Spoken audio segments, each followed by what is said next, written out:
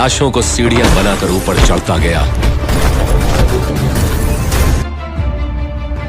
बिना किसी को जाने समझे उनका दिल जीतना डिफिकल्ट है, बट नॉट इम्पॉसिबल। मैं कभी किसी से मिलने से पहले।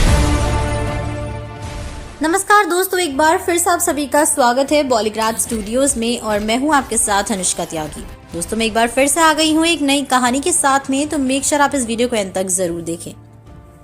मार्च 18, 2003 के सुबह के 4 बजे 3 बड़े बड़े ट्रक्स को सेंट्रल बैंक ऑफ इराक से ले जाया जा रहा था और इस कार्गो में $1 बिलियन जितनी बड़ी रकम थी, जो इराक की करेंसी रिजर्व का चौथा हिस्सा था।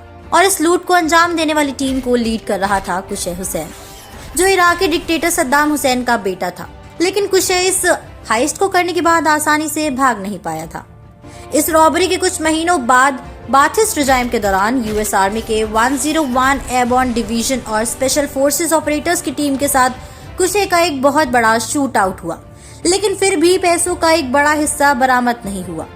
साथ ही बता दें कि अगर मार्च 18, 2003 को 9/11 जैसी ही एक बड़ी तारीख कह सकते हैं, जिस दिन यूएस ने इराक की इन्वेजन करने की ठान ली थी। और अमेरिका के इसी मूव को देखते हुए डिक्टेटर सद्दाम हुसैन ने सोचा कि अगर एयर वॉर शुरू हो गई तो उनके लिए काफी दिक्कत हो जाएगी, और इसीलिए उसने अपने बेटे कुशै हुसैन को लिक्विड एसेट्स लाने के लिए भेजा था। कुशै जब बगदाद सेंट्रल बैंक में पहुंचा तब उसके पास अपने पिता की हैंडराइटिंग नोट थी, जिसमें $1 बिलियन को विड्रॉ करने का ऑर्डर दिया गया था।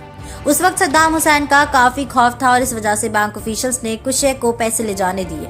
कई लीगल एक्सपर्ट्स का ऐसा भी कहना था कि ये पूरी तरह से इल्लीगल नहीं था, क्योंकि सद्दाम हुसैन जो इराक के डिक्टेटर थे वो उनके खुद के पैसे भी हो सकते हैं। लेकिन ये इल्लीगल इसलिए कहा जाता है क्योंकि ऐसा उन्होंने तब किया जब अमेरिका ने इराक पर हमला कर दिया था और इसके बाद अमेरिका ने इराक की सेंट्रल बैंक पर भी कब्जा किया और तब उन्हें पता चला कि पैसे तो वहाँ है ही नहीं। उसके बाद अमेरिकन इंटेलिजेंस ऑफिशियल्स को पता चला कि उन ट्रक्स को सीरिया के आसपास देखा गया था। कई लोगों का वैसा भी कहना था कि सद्दाम इन पैसों का यूज अपने करीबी लोगों के लिए करेगा।